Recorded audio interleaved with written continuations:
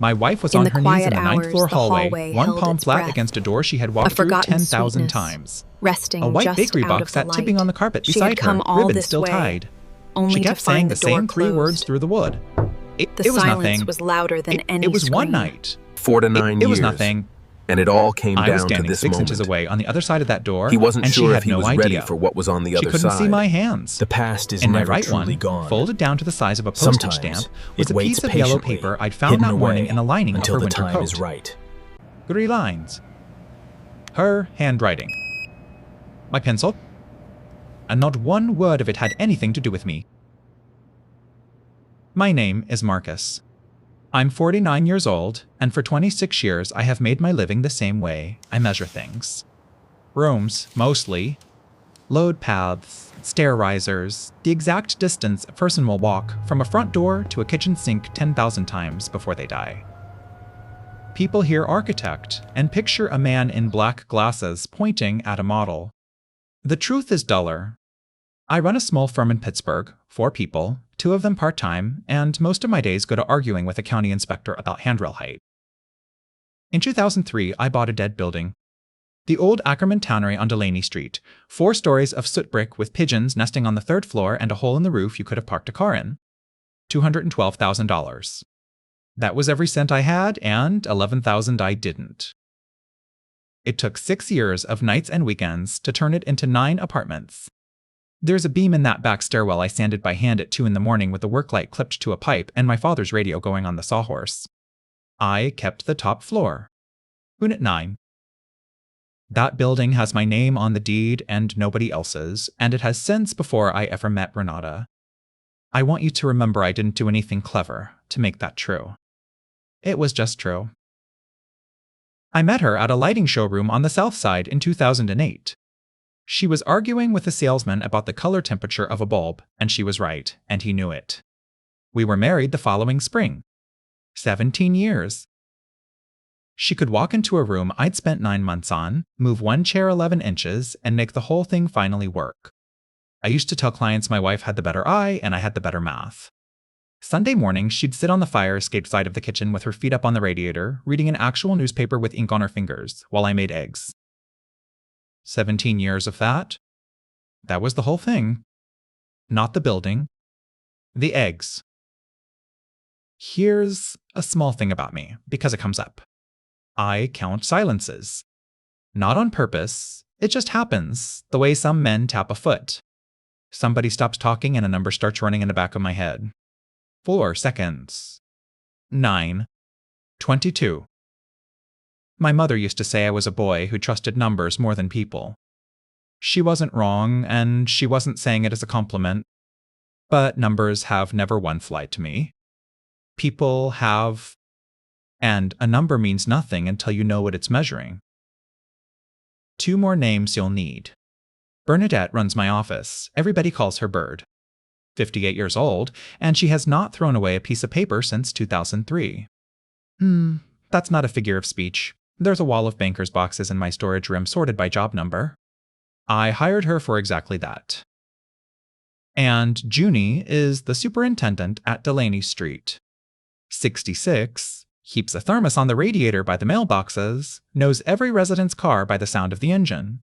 When I did the conversion, I specified a fob entry system with a logged front desk. Every visitor signed in, every swipe timestamped. My insurance carrier wanted it. I thought it was overkill. It was not overkill. On Thursday, March 13th, Renata made roast chicken. She used the good plates, the ones from her mother's house in Erie. She opened a bottle we'd been saving, poured 2 glasses, sat down across from me, and waited until I'd taken a bite before she started. She said she needed to tell me something, and she wanted to say it clean, without a lot of build-up, because she respected me too much to make me sit through a speech. Then she told me she'd slept with someone. I put my fork down.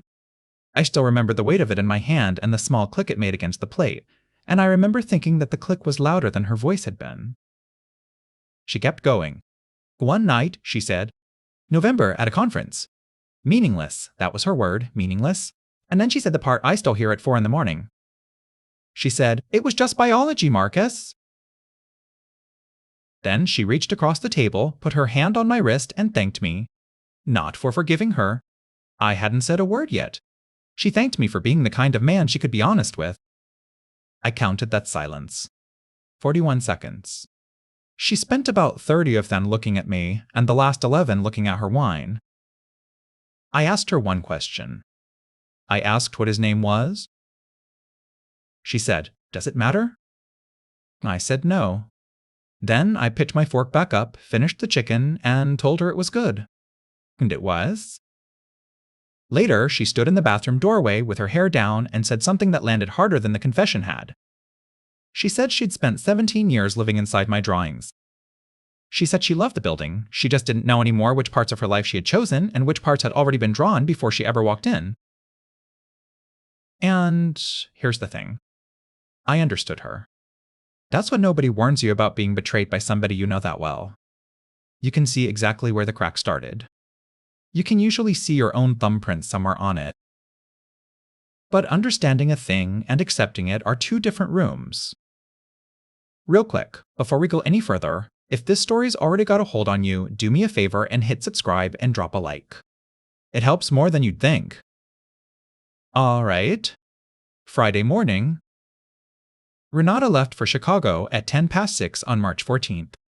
A buying trip for the gallery. 3 days, back Monday evening. She kissed my cheek at the door and told me she was glad we'd talked. She looked lighter. 17 years, and she went down that hallway with her shoulders finally down, like a woman who'd set a heavy bag on the floor and walked away from it. I stood at the window until her car turned onto Farron Street. Then I made coffee, black, no sugar, and I did the only thing I know how to do when the ground under something is bad. I went and looked at the foundation. For me, that meant the hall closet. I wasn't hunting for evidence, and I want to be honest about that. I had a storage unit to rent and a locksmith to call and about 72 hours to do it in, and the first thing you do on any demolition is take inventory. Her charcoal wool coat was third from the left. She hadn't worn it since the first week of March. When I lifted it off the rod, the lining swung wrong, heavier on one side, the way a coat hangs when something's still riding in the pocket. The inside seam had torn. Whatever went in there had slipped down into the hem and stayed. I worked it up with 2 fingers.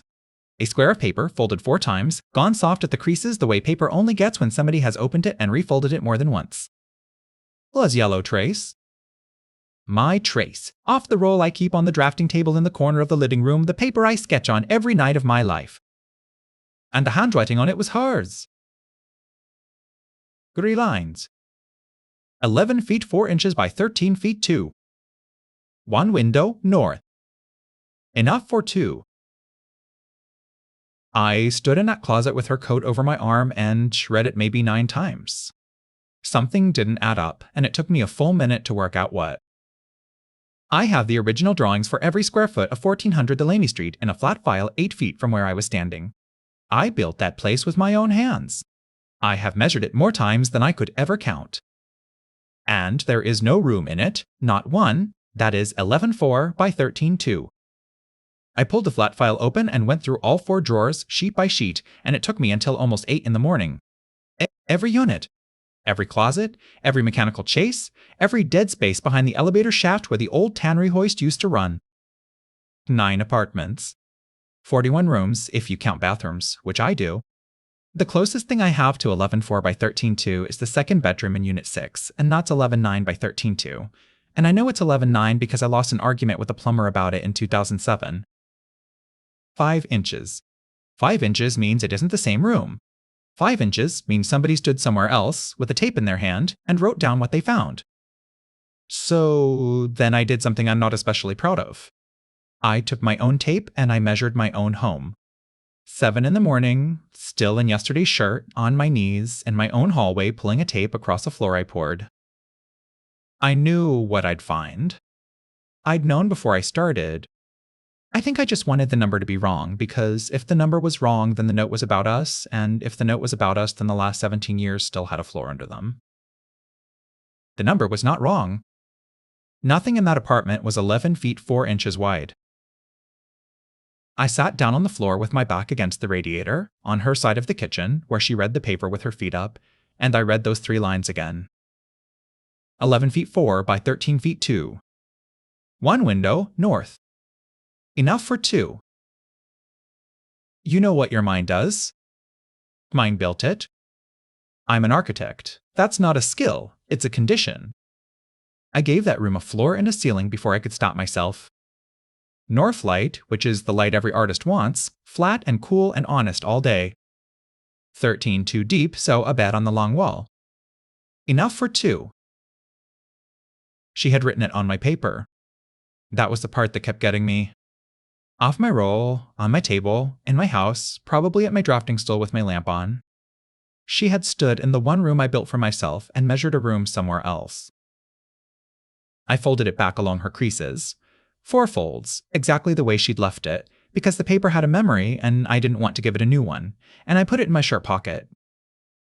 It stayed in that pocket for the next 4 months. I want you to know that now, so you understand what kind of man you're listening to. I read those 11 words probably 200 times, and for most of that time I had the whole thing backwards. Then I stood up, washed the coffee cup, and got to work. By 9:15, I had a storage unit. You store on Route 51, past the transmission shop, 10 by 15, climate-controlled, $189 a month, paid 6 months up front on a card in my name only. By 9:40, I had Dellinger lock booked for Saturday morning, front unit deadbolt, mailbox, and the service stairwell door on 9. By 10, I had 2 men and a truck from a moving outfit in Carrick who could come Sunday at 7. Then I called my office and told Bird I wasn't coming in Friday. Bird has worked for me since the tannery still had pigeons in it. She has never once asked me a personal question. What she said was, "All right." Then she waited exactly the length of time it takes to decide something, and she said, "Marcus, do you need anything found?" 26 years, and that woman has never missed. I told her I'd call her back. Here's what most people don't understand about a building like mine. When I did the conversion, the insurance carrier made me put in fob entry with a lobbed desk. Every resident carries a fob, every swipe writes a timestamp, and any visitor without a fob signs a paper book at the front desk with the date, the time in, the time out, and the unit they're visiting. I fought them on it. I thought it was overkill for a 9-unit building on Delaney Street. I lost, I installed it, and in 9 years I never once looked at a single line of it. I owned 9 years of records about who walked into my own home, and I had never opened them. Not because I trusted my wife, because it had never occurred to me that there was anything to look at. Before I go on, what would you have done at that exact moment? Opened the book, or thrown the note away and let it stay buried? Tell me honestly in the comments. I read everyone. I went down at 11. Junie was where Junie always is, on the stool behind the desk with a thermos sweating a ring onto the radiator cover, sorting the mail into the brass boxes by touch. I've known that man 9 years. He calls the elevator she. He knows every car in that lot by engine sound. He'll tell you Mrs. C. Okafor's belt is going before she notices it herself. When my father died in 2016, Junie put a folding chair in the lobby and sat with me for 2 hours without saying one word, and I have never forgotten it. I asked him for the visitor book. Last 12 months, and whatever was archived before that. And Junie, a man who has answered me in under a second every day for 9 years, did not answer. I counted it. 9 seconds. He set down the mail. He looked at the elevator doors. He straightened the thermos so the handle faced the same way it already faced. Then he said, "Which one you want first, Mr. Plackerman Building? The book or the ones from last year?" He'd never called me anything but Marcus.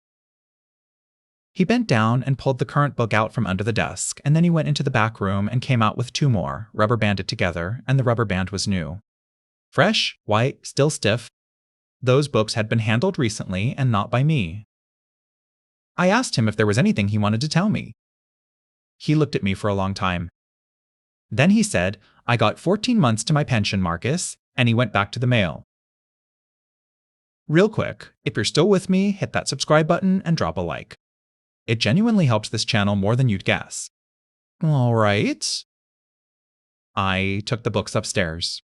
I cleared the drafting table, turned on the lamp, and started where a reasonable man starts. November. There it was. November 8th, a Saturday, in at 9:422 p.m., out at 6,015 the following morning. One name printed careful and square in the visitor column. Emmett R. And honestly, for about 90 seconds, I felt something close to relief. It was ugly and it was real. One night, one line in one book. She told me the truth, and the worst thing in the world was still only as big as she'd said it was. Then I did what I do. I checked the rest. Not because I suspected anything, because a man who measures does not measure once. Gupper. Same handwriting, same careful printing. In at 8,000 NPM, out at 11:52. September. Twice. I went backward, drew 3 books with my finger under every line, and by the time I stopped, I had counted 11 entries in that same square handwriting, and the first one was dated August 9th of the previous year, 7 months before she sat across my mother-in-law's plates and called it one night and one night only. But that wasn't what put me on my feet. It was the last column. Every visitor writes the unit they're going up to, and on all 11 of those lines, the number was written in the same careful hand, and not one of them said 9. Every single one of them said 6. Unit 6 is the second floor rear. 2 bedrooms, north exposure over the alley, the unit with the plumber's 5 inches in it. And in March of that year, Unit 6 was leased to a woman named Aletta Voss, who paid $1,700 a month, on time, by check, and had never once called me about anything. I had built that room. I had lost an argument about that room. And for 9 months, a man had been signing his name in my lobby and riding my elevator to it. I sat back down. My hands were steadier than you'd think. That's not toughness, it's the opposite. When something is too big, my hands go quiet and my head starts working the problem, and I've never been sure that's a good thing. Because here's what my head did with it. 11:4 by 13:2. 1 window, north. I got out the drawings for Unit 6 and I laid them under the lamp, and I already knew, and I looked anyway. The second bedroom, rear, 11 feet, 9 by 13 feet 2. North window. 1. 5 inches off. And then I remembered what I'd stopped remembering. That in 2009, the fire marshal made me fur out that wall for a chase to carry the standpipe up from the second floor. I never redrew the sheet. Nobody ever asked me to. That wall is not 11.9 anymore. It's been 11.4 since the year I finished the building. So the note was real. She hadn't dreamed a room. She had stood in it with the tape in her hand, in my building, 2 floors down and 1 hallway over from where I slept. Enough for 2? Look, I want to be straight with you about something. Right then, I had it all figured out. I was certain. And I was wrong about nearly all of it, and I stayed wrong for 4 months. Friday afternoon, I called Bird and told her I needed the Delaney Street lease file, all 9 units, complete. Applications, references, deposits, the works. She had it on my table in 40 minutes because that woman has never thrown away a piece of paper since 2003. Aletta Voss's application was 3 pages. Employer, references, prior landlord, a management company on the north side. All of it filled out in blue ballpoint, all of it neat, and every line of it in the same square, careful printing as the 11 entries in the visitor book. Emmett R. had not signed himself into my building 11 times. Somebody who lived there had signed for him. I'll tell you what the smart move was. The smart move was to stop right there, drive to a lawyer's office on Monday, and hand him 3 books, 1 application, and a note. I didn't do that. I had a truck coming Sunday at 7, and I had already decided what Monday was going to look like. Saturday, Dellinger came at 8. 2 hours, 3 cylinders. Front door of Unit 9, the mailbox, and the 9th floor stairwell door that Renata used when she came up from the gym. While he worked, I sat at the desk with the fob console open. I own that system. I administer it. Deactivating a fob is 4 clicks and a confirm. I want to be precise here, because it matters. I did not change the locks on my wife's home. Unit 9 has been in my name since 2003, before I met her, bought with my money, and she is not on that deed and never was. Not because of anything cold, but because there was never a reason to redraw a thing that already worked. That was my thumbprint on the crack, by the way. I'd told myself for 17 years that the paperwork didn't mean anything because we both knew what was ours. She'd stood in the bathroom doorway and told me she'd spent 17 years living inside my drawings.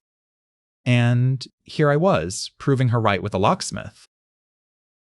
I knew that while I was doing it, I did it anyway. Sunday, 7 in the morning, 2 men from Carrick. I'd been up since 4 packing, and I packed like I'd draw a set, every box labeled on 2 faces, contents listed, and numbered inventory on a legal pad. Her mother's plates got bubble wrap and a full box to themselves, marked fragilely, Erie S.I. Teendle first. I did that on purpose. I wanted her, whenever she opened that unit, to see that nothing of her mother's had been treated carelessly. The dress she wore to my father's funeral. The chipped blue mug she'd had since college that I'd tried to throw out twice. A shoebox of ticket stubs.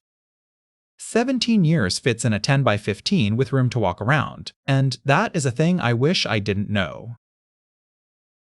By 2 in the afternoon, Unit 9 had my drafting table, my flat file, my chair, a bed, and a coffee pot, and that was the whole inventory. Monday, I went to the office.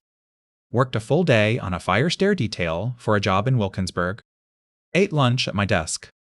At 5:02, I drove home, made eggs I didn't want, and sat down on the floor with my back to the radiator to wait. She got to the 9th floor at 7:12. I heard the elevator, then her heels, 6 steps, that's all it is from the elevator to my door. Then the fob against the reader. Then the sound of a fob against a reader a second time, harder. Then a key. Then the key again, worked in and out and in, that sound of a man's teeth being tested. Then nothing. 14 seconds. I counted. Then she knocked and said my name like a question. I stood on my side of the door and did not open it, and I did not say anything, and I want to be honest, that was not strength. My throat had closed up. She kept going. She could hear me. The floor in that entry is old tannery maple, and it tells on you. She said my name again, not a question this time. She said, Marcus, I brought the almond ones. There's a bakery on Butler Street that does an almond croissant, and for 17 years, whenever one of us had wrecked something, whoever had wrecked it came home with a white box of them. That was the whole apology system. It never once failed. And I stood there holding a folded piece of my own trace paper, and I could see the box in my head, tipping on the carpet, the ribbon still tied. Then her voice changed. She said she had a plan. A fresh start. She'd thought about it the whole drive, she said, and she had it worked out, and she needed me to open the door so she could show me. I asked her, through the wood, what exactly she had worked out. And she went quiet, and then she said the thing she'd been saying for 4 days in every possible arrangement. He said, Marcus, it was one night. It was just one night. So I told her the truth. I said, if it was just one night with him, then you won't be needing a key anymore. I counted the silence after that. 22 seconds. Quick word before we go on. If this story's holding you, subscribe and give it a like. It's the only thing that keeps stories like this getting made. All right. Then she was on her knees. I could hear her go down, one palm on the door, and she started saying it in pieces. That I didn't understand, that I had it wrong, that she'd tell me everything if I would just open the door. Everybody says that. It was nothing. It was one night. You have it wrong. But then she said something that was not on the script, and it went through me like a nail. She said, it isn't what you think it is. Marcus, I was trying to buy it. Tense, I asked her, through the door, what she meant. Buy what? She didn't answer right away. I heard her shift on the carpet, that small sound of a woman changing which knee she's putting her weight on, and I counted it. 11 seconds. Then she said, the room. I asked which room. And that's when the fight went out of her voice, and she said, the only sentence out of that whole night, that I still can't sit down anywhere comfortable. She said, you'd have to open the door to understand it, and you're not going to. She was right. I didn't. She stayed about 10 more minutes. Not begging by then, just talking low, the way you talk to someone in a hospital bed. Then I heard her stand, and the elevator, and then that particular quiet a building has at night when it's holding still on purpose. The bakery box was there in the morning, tipped on its side against the baseboard, ribbons still tied, one corner soaked through with butter. I stood over it for a while. Then I carried it down and put it in the dumpster in the alley, and I want you to know I did not feel one clean thing while I did it. Tuesday I went back to the paper, because a man who measures does not measure once, and there were two things in that lease file I hadn't chased. The first was the rent. Aletta Voss paid $1,700 a month by check every month, and Bird has the deposit copies going back to the day the lease started. So I asked her to pull 19 months of them. The second was the name. Bird brought the copies to my office at 4 p.m. and set them on my desk and didn't leave. That's how I knew. Every check was drawn on a business account. AV Studio LLC at a credit union out on Babcock Boulevard. Signature line was a scrawl, the kind of loop nobody can read, which is what a signature is supposed to be. But the memo line on all 19 was filled in the same square, careful printing from the visitor book. And on the very first one, February of the year before, whoever wrote it had gotten halfway through the memo and stopped and started over. You could see the correction. It said Feb Ren crossed out, then Feb Rent, Unit 6. Not rent.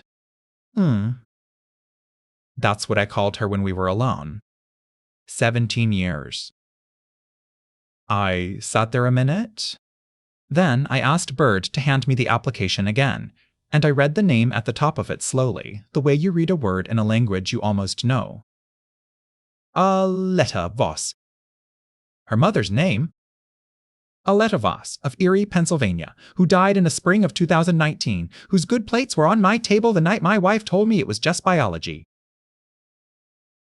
My wife had rented an apartment in my own building under her dead mother's name and paid for it for 19 months. 19 months at $1,700 is $32,300. I did that math standing up, and then I sat down, and Bird put her hand flat on my desk for a second, which is the most that woman has ever done, and then she went back to her office and shut the door so I could have the room. Here's the thing about a number that size. It doesn't come out of nowhere, and it doesn't come out of thin air, and I own a firm. I know exactly how much cash a household like mine has moving through it in a month. So Wednesday, I sat down with 3 years of our joint statements, and I found it in about 40 minutes because I wasn't looking for a hole. I was looking for a pattern, and a pattern is the only thing I'm actually good at. $850, twice a month, transferred out to an account ending in 4471, starting February of the year before. Coded in the ledger as gallery, consign. 38 transfers. Every single one of them a number small enough that a busy man signing off on a statement would let his eye slide right past it. And I had 38 times. Now, I want to say this plainly because I've had a long time to think about it. I understood the money. That sounds insane. But she made her living on consignment, in and out, gallery to gallery, and $850 twice a month looked exactly like her work looked. She hadn't invented a lie. She'd hidden a thing inside the shape of something true. What I did not understand, what I could not make fit anywhere, was Emmett R. Because think about the order of it. He first signed into my lobby on August 9th of the previous year. She rented that unit in February, 6 months before that. And the conference where she says it happened was in November, 3 months after he started coming. A woman doesn't spend $32,000 and 19 months building a place to have one meaningless night in. That's not what one night costs. Something didn't add up, and it hadn't from the beginning. Before I go on, I want your honest read on this. At this point in it, what did you think was in that room? Tell me in the comments. I've heard about 900 theories, and I still like hearing them. I called the credit union on Babcock. They told me what a credit union tells a man who isn't on the account, which is nothing, politely. So I did the boring version instead. AV Studio LLC was a Pennsylvania registration. Public filing, $11 for a certified copy, 4 days by mail. Organized in January of the previous year. Registered agent's address was a mail drop in the Strip District. 2 members listed. Gore. Ackerman, boss. Higund, E. Rusk, ga. Emidrusk. Not a name in a visitor book anymore. A name on a document, in a filing cabinet, in the capital of the Commonwealth of Pennsylvania. Real quick, if you're this far in and it's got you, hit subscribe and give it a like. That's what keeps these stories coming. All right. Thursday I worked. That sounds like a strange sentence in the middle of all this, but it's the truest one in the whole story. I had a fire stair detail due in Wilkinsburg and a client who did not care about my marriage, and I sat at that table from 7 in the morning until 6 at night and I drew. That's what saved me, if anything did. Not strengths. Just the fact that a drawing doesn't care how you feel. Lines are either right or they're wrong, and you can fix them, and at the end of the day, there's a thing on the paper that wasn't there in the morning. At 4020 that afternoon, Bird knocked on my doorframe with a certified letter in her hand. Return address was a commercial lender in Cleveland. Addressed to me, Marcus Ackerman, at my office, by name, with my firm's suite number. It was 2 pages. The first one thanked me for my cooperation and confirmed receipt of the supporting documentation on a commercial loan of $186,000 to AV Studio, LLC, and it referred to me, and I'm quoting the letter, as the guarantor's spouse and record owner of the property at 1400 Delaney Street. The second page was a photocopy. It was a lender's collateral acknowledgement, dated the 22nd of January, naming my building. And down at the bottom, on the line marked record owner, was my own signature. I have signed my name maybe 40,000 times in my life. I know the way my M sits down. I know that I never closed the loop on the second half of it, because a professor in 1997 told me a signature you can forge is a signature you'll regret. Whoever wrote that one closed the loop. I read the whole thing twice standing up, and then I did the only thing that has ever worked for me. I sat down and took it apart. $186,000 closed the 22nd of January, which is 7 weeks before my wife sat down at my table and told me the honest thing she'd been carrying. She'd come to that dinner already knowing this letter existed somewhere in the world. That was the part that sat down on my chest. Not the money, the chronology. She'd told me the truth about the one thing that was survivable, and she'd told it to me clean and brave and early, and I'd spent 4 days thinking I was standing in the deepest part of it. The confession wasn't a confession. It was a load-bearing wall going up in front of something else. I called the lender at 9 the next morning. A man named Doyle Previtt, Senior Servicing, Cleveland. I gave him my name, my license number, and the loan number off the letter, and I told him I had never seen that document before in my life and that the signature on it was not mine. He got very calm and very slow, the way people do when a bad thing has just become their bad thing. He asked me to hold 9 minutes. When he came back, he asked me one question. He asked whether I had authorized a corporate resolution in December permitting AV Studio LLC to pledge an interest in the property. I told him I'd never heard of AV Studio LLC until 11 days ago, when I paid the Commonwealth $11 for a copy of its filing. Then he told me the loan was already 60 days past due. Here's where I'm going to tell you something about myself that isn't flattering. Sitting there with that phone against my ear, the first thing I felt was not fear. It was relief. Because for 11 days, I'd been carrying 11 words on a piece of yellow paper and no idea what they were measuring, and now I had a number. $186,000. 60 days past due. A number is a thing you can work. Previtt gave me the fraud unit, and the fraud unit gave me a form, and by the following Tuesday, I had a lawyer named Odile Baptiste in a small office above a shoe repair on 5th, 62 years old, half glasses on a chain, who listened to the entire thing for 50 minutes without writing one word. Then she said, "Mr. Ackerman, you are the record owner and the alleged guarantor is not on your deed." That is a very short conversation with a bank and a very long one with the district attorney, and I need you to understand that you don't get to have only one of them. I asked her what she meant. She said, an affidavit of forgery is a criminal complaint against whoever signed it. There is no version of this where I protect the building and my wife walks away from it. I told her I'd think about it. I thought about it for 6 days. And I want to say, if you've stayed with me this long, do me a favor and hit subscribe and drop a like. Alright, back to it. 6 days, and what I kept coming back to was not the loan. It was the note. 11 feet 4 by 13 feet 2. One window, north. Enough for two? Because a woman committing a fraud doesn't measure a room. A woman committing a fraud doesn't stand in a room with a tape measure and write enough for two on her husband's drafting paper in her own hand and then carry it around in her coat until the creases go soft. That's not a document. That's a wish. And I had been reading it as evidence for 11 days because that was the only shape my head could hold at the time. On the 6th day, I drove to the strip district, to the mail drop on the AV studio filing, and I asked the man behind the counter if he could tell me anything about the box. He told me he couldn't. Then he told me the box had been closed out in April, and the forwarding was to a gallery on Penn. So I went to the gallery on Penn.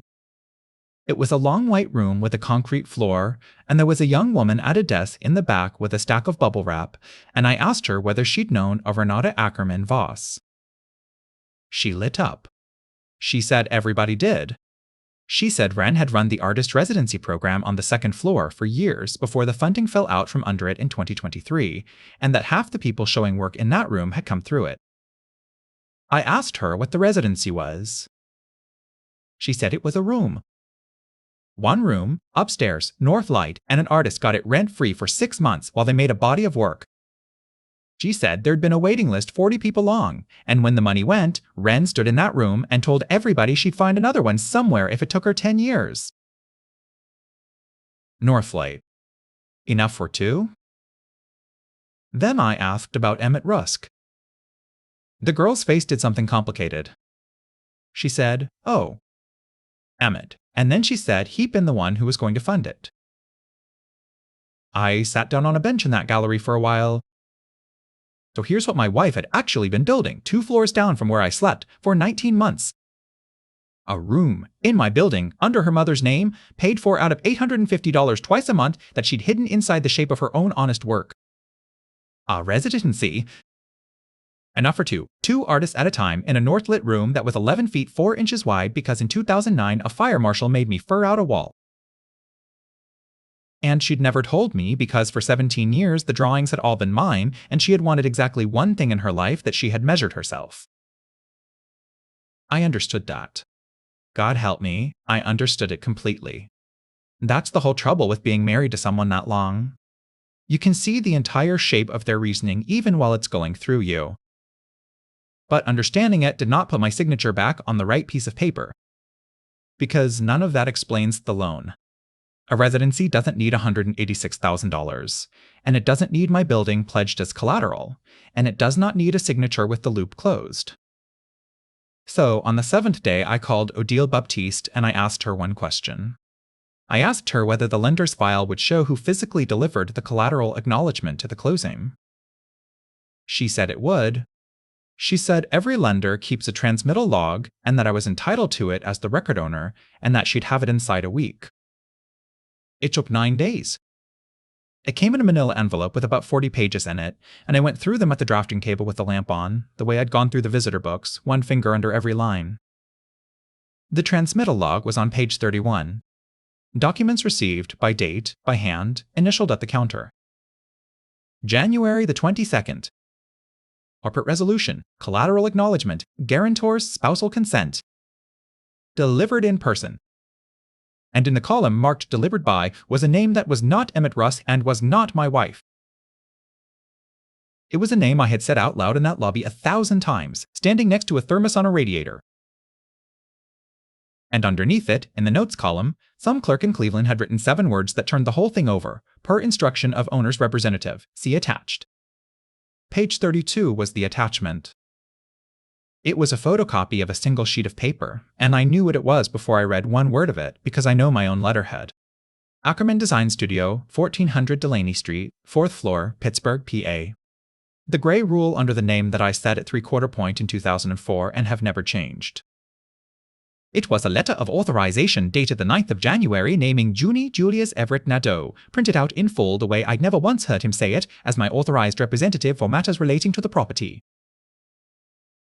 And it was signed by me. Same M. Same closed loop. I sat with that a long time. The lamp was making that faint hum it makes. Because here's the thing I finally saw, and it should have been obvious 11 weeks earlier. My wife could not have gotten that letterhead. She'd never been to my office more than 4 times in 17 years. But there is a man who walked past my mail slot every morning at 7:15 with a rubber band around a stack of envelopes, and there is a room off my lobby with a copier in it. I drove to Delaney Street and I parked, and I sat in the car for a while looking up at my own building. Then I went in, and Junie was on the stool with the thermos, and I set page 31 and page 32 on the desk between the brass mailboxes, and I didn't say anything at all. I counted the silence. 53 seconds. Longest one of my life. Then he sat down all the way, which he never does, and he said, I was going to make it back. And then that man talked for 40 minutes, and I let him, and I didn't take a single note, because I already knew every word of it was going to end up somewhere it couldn't be taken back. 14 months to his pension. A wife on dialysis 3 days a week at a clinic in Bloomfield with a copay that had gone up twice in 2 years. 66 years old, 41 years of work behind him, and a shortfall he could not close with any number of hours because there aren't any more hours.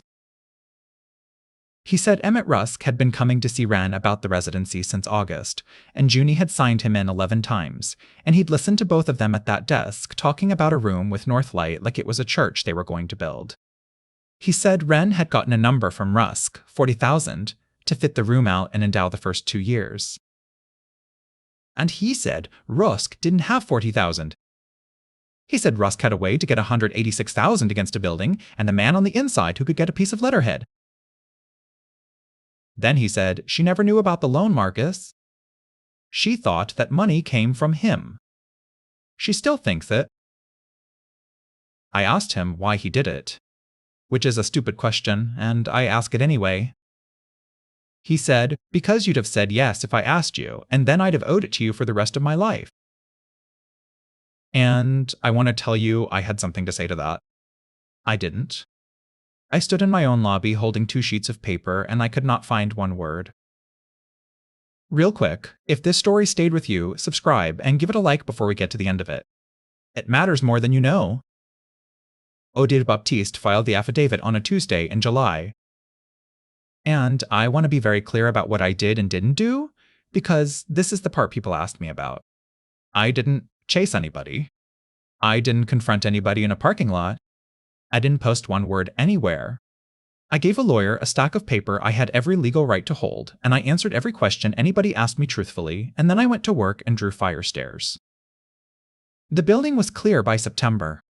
Fraudulent instrument, no valid pledge, lien released, and the lender took the loss, which is what a lender is for.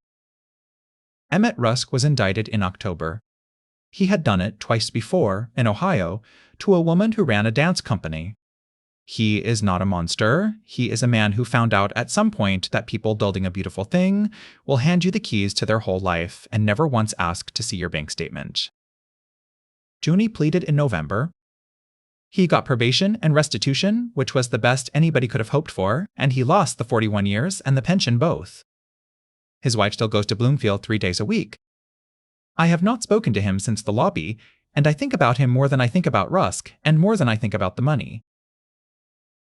And Renata was never charged with anything, because she never did anything. She lied to me about $850, twice a month, and about a room. That's the whole crime. But she'd guaranteed that loan personally. She'd signed the one signature that actually was hers, because Rusk told her it was a formality and she believed him, and a personal guarantee does not go away just because the collateral was fake. That followed her out of the marriage, and it is still following her. She lives in a studio in Wilkinsburg now, up over a hardware store. 1 room. I know the address because the storage unit paperwork came back to me when she cleared it out. I got one letter from her in January, and I've read it more times than I'll admit. She wrote that she'd found the note missing from her coat in April and known right then that I'd had it the whole time. And she wrote one line I keep coming back to: "You measured everything I did and never once asked me what I was building." And she's right. That's the thing. She was wrong about almost all of it, and she is right about that.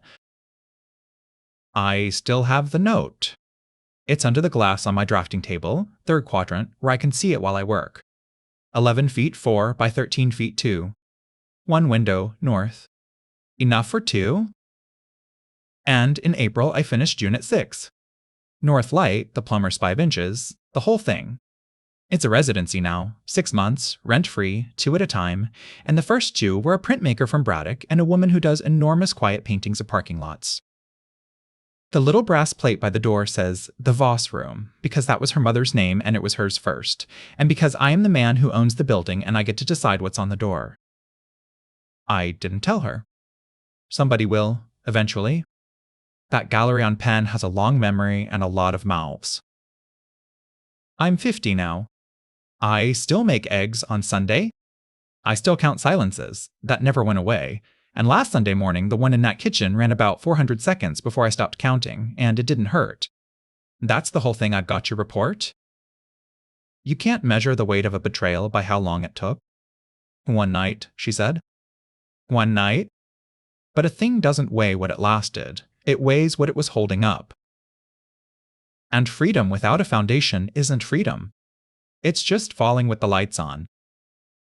If this story stayed with you, and you'd like to hear more true-to-life stories of secrets and quiet justice, tap the video on your screen now. I'll be waiting for you there.